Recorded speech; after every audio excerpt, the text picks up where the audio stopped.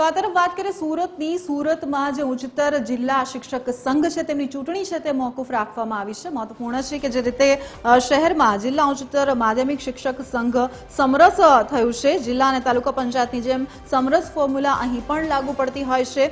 પ્રમુખ, અધ્યક્ષ અને હોદ્દેદારોની વરણી કરવામાં આવી. શિક્ષક સંઘના પ્રમુખ તરીકે લીના દેસાઈની પસંદગી થઈ, જ્યારે ઉપપ્રમુખ અને હોદ્દેદારોની પણ પસંદગી કરવામાં આવી છે.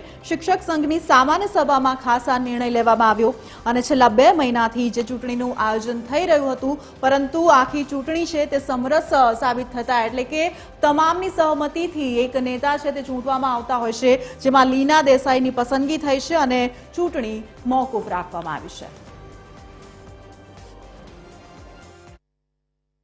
અને સુરત શહેર અને જિલ્લા ઉચ્ચતર માધ્યમિક શિક્ષક સંઘની આજે ચૂંટણી જે હતી તે સમરસ થઈ છે અને તેની અંદર બિનહરીફ પ્રમુખ તરીકે મારી વરણી થઈ છે.